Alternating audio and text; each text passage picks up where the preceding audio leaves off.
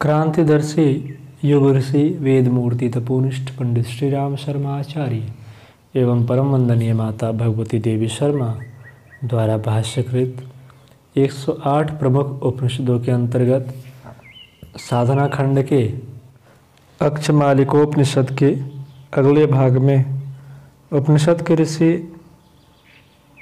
छठे मंत्र में लिखते हैं,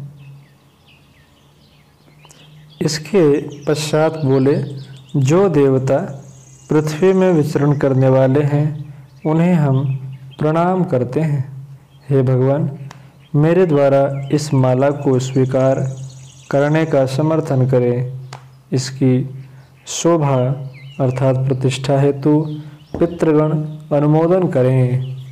इस ज्ञान रूपा अक्षमालिका को प्राप्त कर अपने स्वात्त आदि पितर अनुमोदन करें। सातवें मंत्र में उपनिषद के ऋषि लिखते हैं, इसके उपरांत वे पुनः बोले, जो देवता अंतरिक्ष में निवास करने वाले हैं उन्हें नमन वंदन है।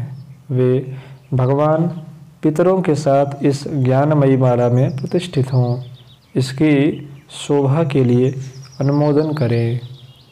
आठवें मंत्र में उपनिषद के ऋषि लिखते हैं, तत्पश्चात पुनः बोले, जो देवता स्वर्ग में निवास करने वाले हैं वे ज्ञान स्वरूपनी अक्षमालिका में स्थित हों।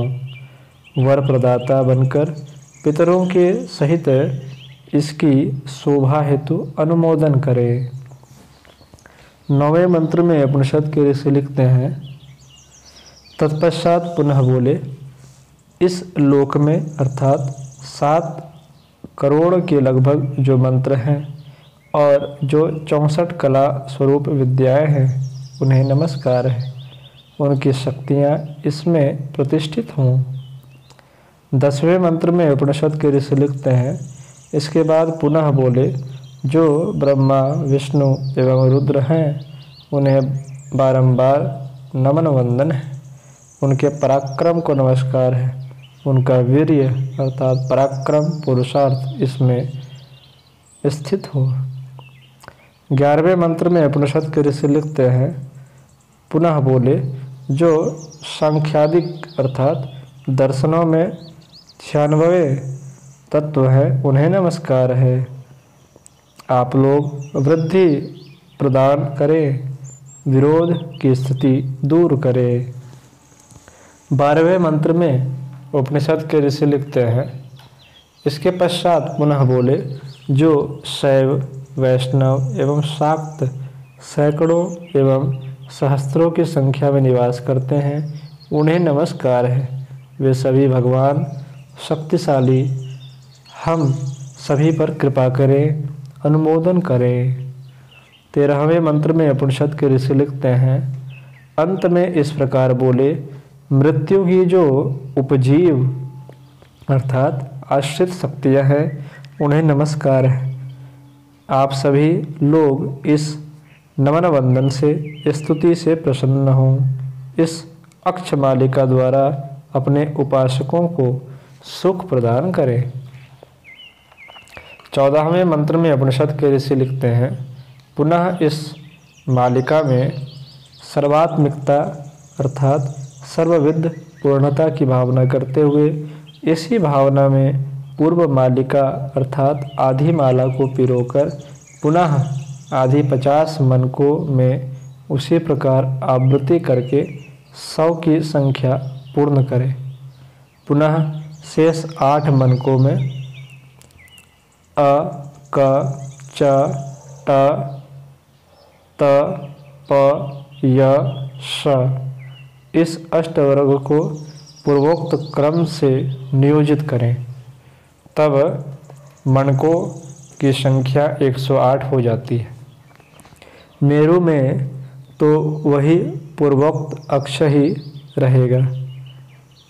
इस तरह से मालिका की योजना एक एक पिरोकर पूर्ण करें।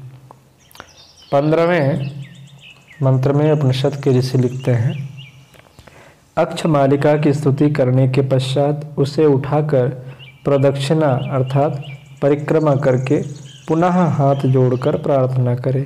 हे भगवती मंत्र मात्र के हे अक्षमाले तुम सभी को अपने वश में करने वाली हो, तुमको नमन वंदन है।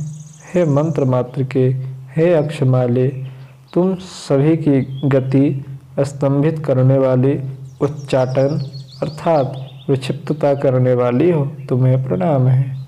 हे मंत्र मात्र के हे अक्षमाले तुम सभी के मृत्यु स्वरूप एवं मृत्युंजय स्वरूपिणी हो तथा तुम सबको उद्दीप्त करने वाली हो।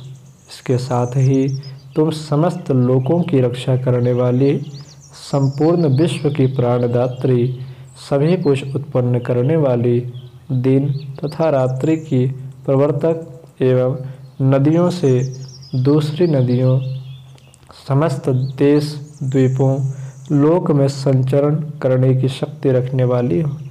समस्त स्थलों में तुम विराजमान हो एवं हृदय में स्फुरना के रूप में सतत प्रकाशित होने वाली, सभी प्राणियों के हृदयों में निवास करती हो। परा, पश्चंती, मध्यमा एवं वैखरी आदि जो वाणियाँ हैं तुम उन्हीं का स्वरूप हो।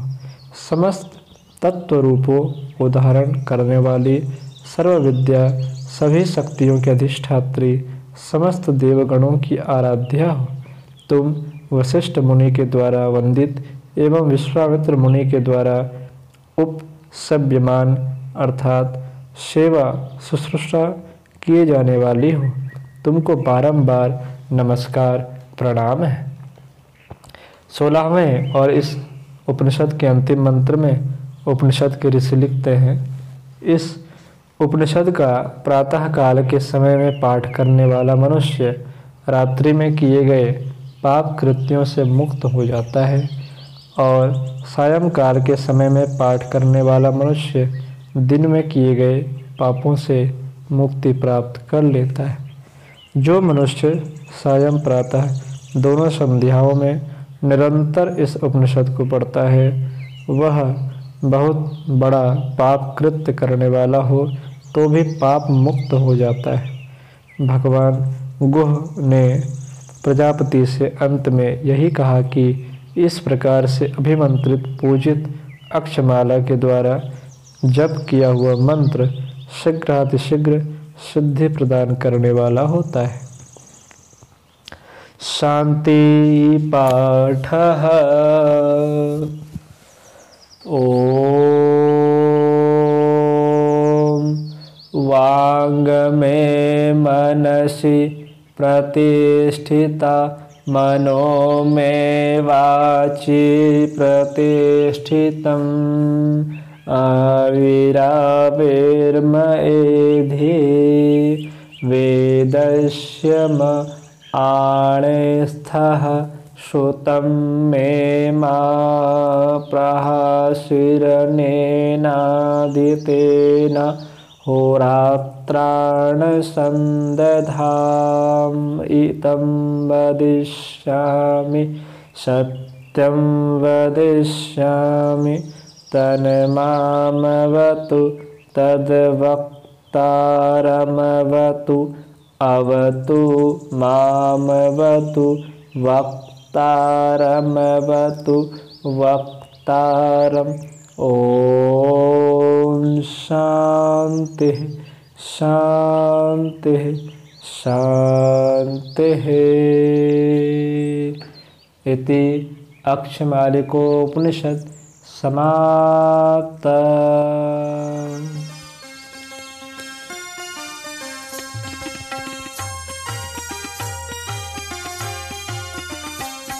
चलो गुरुदेव के सपने सजाने की शपथ ले ली।